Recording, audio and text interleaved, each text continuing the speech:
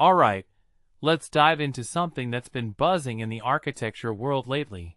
Can AI actually be a game changer for small, solo architecture practices?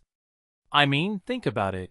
If you're a sole practitioner, you're not just designing buildings, you're the CEO, the admin assistant, the accountant, and the compliance officer all rolled into one. It's exhausting, right? So, the big question is, can AI step in and give you some breathing room? Personally, I think this is where things get really interesting. It's not just about flashy AI-generated designs. It's about whether these tools can handle the mundane, time-sucking tasks that keep you from doing what you love, creating. Here's the thing. AI isn't some futuristic fantasy anymore. According to the 2025 RIBA AI survey, 59% of UK architecture practices are already using generative AI tools. That's a massive jump from the year before. And let's be real, if you're not at least curious about how this could help your practice, you might be missing out. But here's where it gets tricky. AI isn't a magic wand. It's a tool, and like any tool, it needs to be used thoughtfully. What many people don't realize is that integrating AI into your workflow requires structure, oversight, and a clear understanding of its limitations. It's not about handing over the keys to your practice. It's about using it to amplify what you're already good at. Now, let's talk about what AI actually is in this context.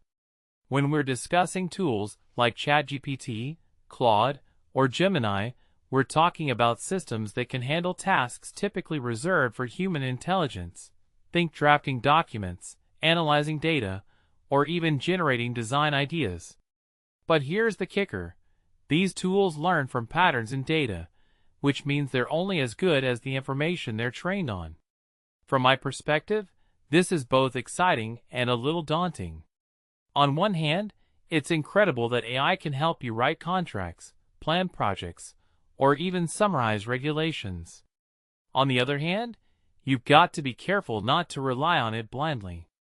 A detail I find fascinating is how generative AI can create new content, whether it's text, visuals, or even design suggestions, based on what it's learned.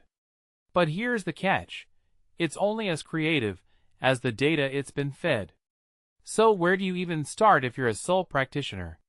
Keir Regan-Alexander, co-founder of omniChat.uk, has some solid advice. He says most people start with free tools like ChatGPT, but he cautions against it. Why? Because free tools often retain your data and use it for training. Personally, I think this is a huge oversight. You're not just giving away your time, you're giving away your intellectual property. Keir recommends starting with an entry-level subscription to something like Claude and pairing it with training courses. What this really suggests is that AI adoption isn't just about the tech. It's about learning how to apply it effectively to your specific needs.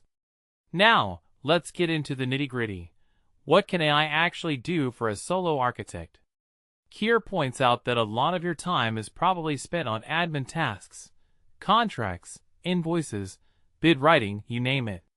These are areas where AI can shine. Imagine having an assistant who can draft emails, review documents, or even help with meeting minutes.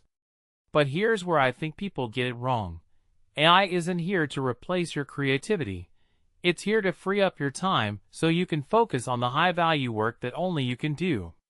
One thing that immediately stands out is how AI can handle repetitive tasks without getting tired or making careless mistakes.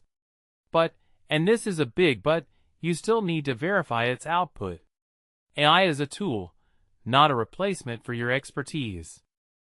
What makes this really interesting is how AI can also assist with design-related tasks. Keir mentions Nano Banana Pro as a standout AI image model. If you've got strong hand drawing or 3D modeling skills, pairing them with AI could take your work to the next level. But here's the thing. It's not about letting AI do the design for you. It's about using it to explore new possibilities or speed up the process. If you take a step back and think about it, this is where the real potential lies. Not in replacing architects, but in empowering them to do more of what they love. So, here's my takeaway. AI isn't a silver bullet, but it's also not something to ignore.